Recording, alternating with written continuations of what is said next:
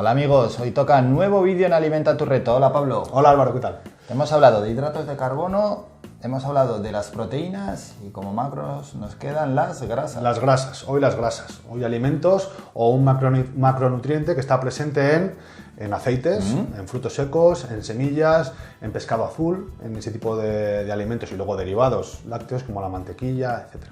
Ese tipo de alimentos tienen este macronutriente que, al igual que los hidratos de carbono en lo que a nutrición deportiva se refiere, su función principal es la energética, la de dar energía al cuerpo. O también tiene otras funciones a nivel hormonal, etcétera, etcétera. Pero bueno, vamos a quedarnos en la función energética y relacionarla con la nutrición deportiva, como hablábamos en otros vídeos, a diferentes intensidades, pues es cuando se utiliza cada uno, etcétera. Bueno, sabemos de dónde se coge esa grasa, ahora hay que explicar también cómo se consume, cómo se gasta en el deporte. Vale, las grasas, los ácidos grasos, que al final digamos que es la unidad que se consume como fuente de energía, al igual que en los carbohidratos era la glucosa y que en las proteínas eran los aminoácidos, aquí en última instancia lo que utilizamos como fuente energética es el ácido graso, que es uno de los componentes de esas grasas que ingerimos.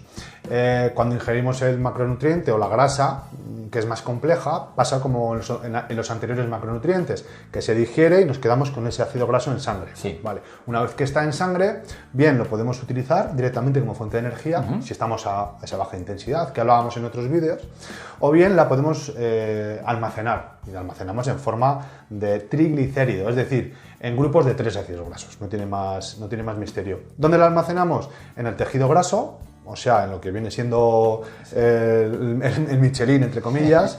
Hay mucha grasa subcutánea, grasa visceral, bueno, en el tejido adiposo, que es más técnico. Y luego también a nivel intramuscular, también hay una acumulación, hay un almacén en mayor o menor medida de este nutriente.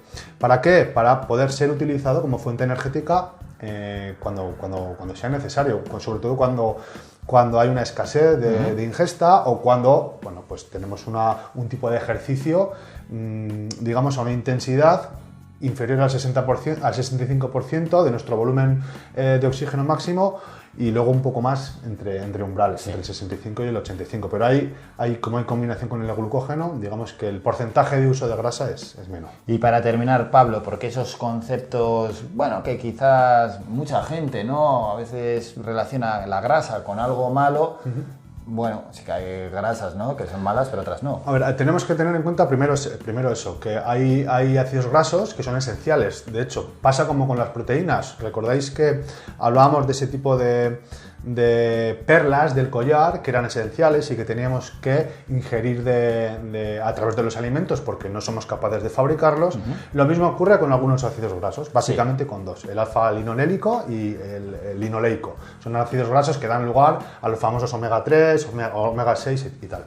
El EPA, el DHA, todos esos que estamos acostumbrados a oír. Bueno, pues ese tipo de ácido graso es esencial, no los podemos fabricar, por tanto hay que ingerirlos. ¿De dónde lo ingerimos? Del pescado azul, de los frutos secos, luego hay otros componentes como los ácidos grasos monoinsaturados, como el del aceite de oliva, que son interesantes para prevenir procesos inflamatorios, etc. O sea, ese tipo de grasas, primero, son necesarias y son buenas para un montón de cuestiones. ¿Qué es lo que ocurre? Que la grasa normalmente, como es más calórica, como tiene más calorías por gramo que el resto, pues siempre se asocia a sobrepeso y a obesidad. Hay que tener en cuenta que no solamente almacenamos en forma de grasa los excesos de grasa, no, los excesos de carbohidratos y los excesos de proteína también se almacenan en forma de grasa. Por tanto, sí que es verdad que a nivel general, a nivel global, la cantidad de grasa en gramos que comemos es menor que la que comemos de proteína, porque necesitamos menos cantidad, pero necesitamos un contenido mínimo de grasa. Bueno, y luego hay también otro tipo de grasas, ¿no? Las grasas saturadas, las trans. Sí, las trans son las que no son tan recomendables, o sea, las que son directamente perjudiciales. Las trans básicamente son grasas que son vegetales, que por darle unas características para la industria alimentaria, pues de untuosidad, etcétera, pues las modifican de una manera que son perjudiciales, porque nuestro organismo las detecta como algo no natural, no las procesa igualmente. Y las saturadas son otro tipo de grasas que también son necesarias, que no son tampoco el demonio, sobre todo si la fuente alimenticia es adecuada. Pero lo que nos interesa sobre todo es consumir grasas monoinsaturadas que nos beneficien a nivel a nivel cardiovascular sobre todo.